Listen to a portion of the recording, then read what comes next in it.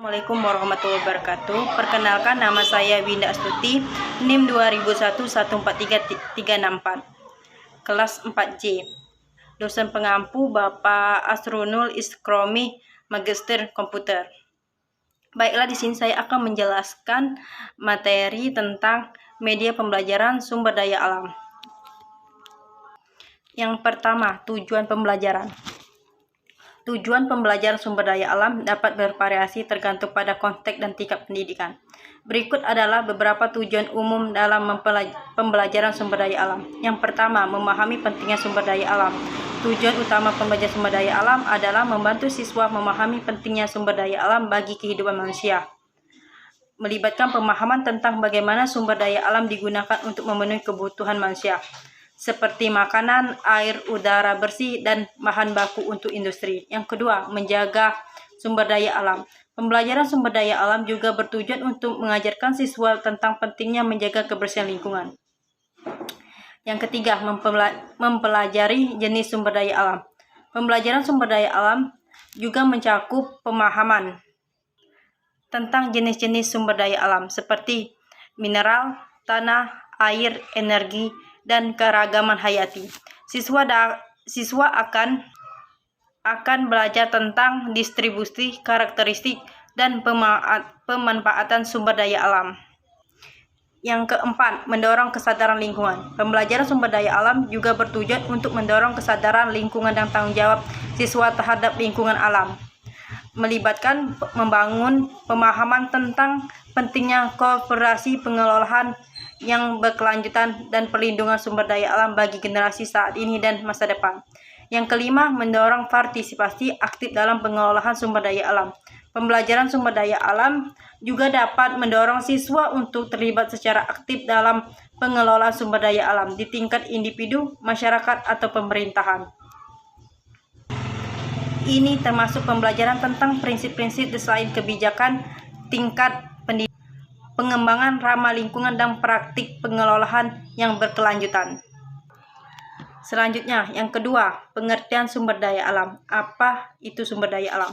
Sumber daya alam, semua kekayaan berupa benda mati maupun benda hidup yang berada di bumi dan dapat dimanfaatkan untuk memenuhi kebutuhan hidup manusia. Sumber daya alam mencakup berbagai elemen yang ada di lingkungan fisik, termasuk bahan mineral, energi, air, tanah, udara, tumbuhan, hewan, serta keanekaragaman hayati. Pemanfaatan sumber daya alam dapat melibatkan ekstraksi, penggunaan, pengelolaan, dan pengelolaan yang bijaksana.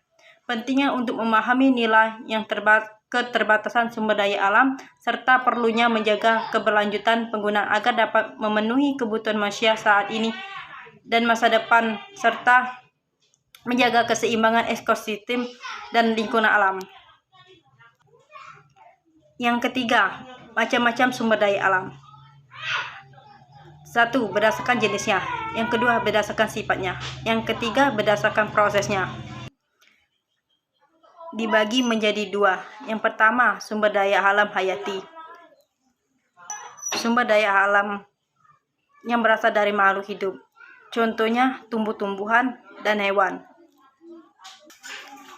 Manfaat bagi manusia. 1. Sebagai bahan makanan. Contohnya sayuran, buah-buahan.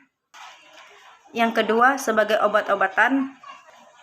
Contohnya jahe dan ginseng. Yang ketiga, sebagai bahan bangunan. Contohnya pohon jati.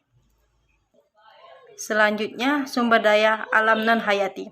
Sumber daya alam yang berasal dari makhluk tak hidup. Contohnya air, tanah, dan sinar matahari. Manfaat bagi manusia yaitu 1.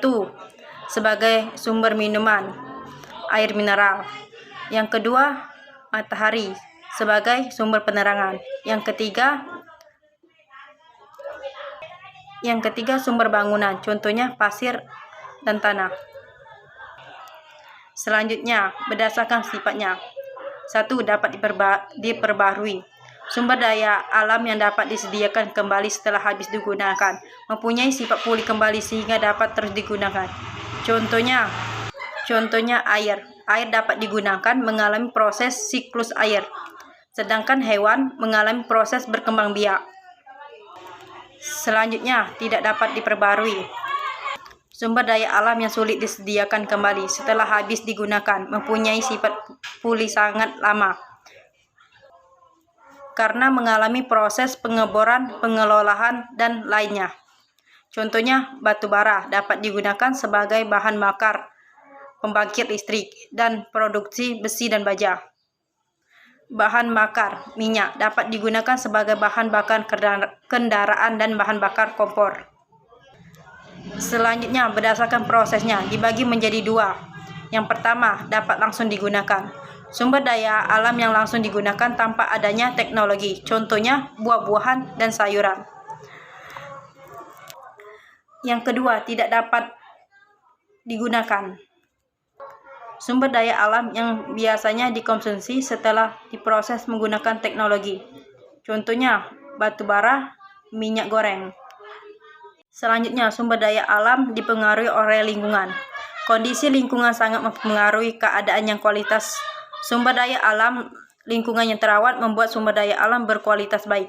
Sedangkan yang tidak terawat akan merusak lingkungan. Contohnya, seperti gambar di samping ini, sungai yang tercemar.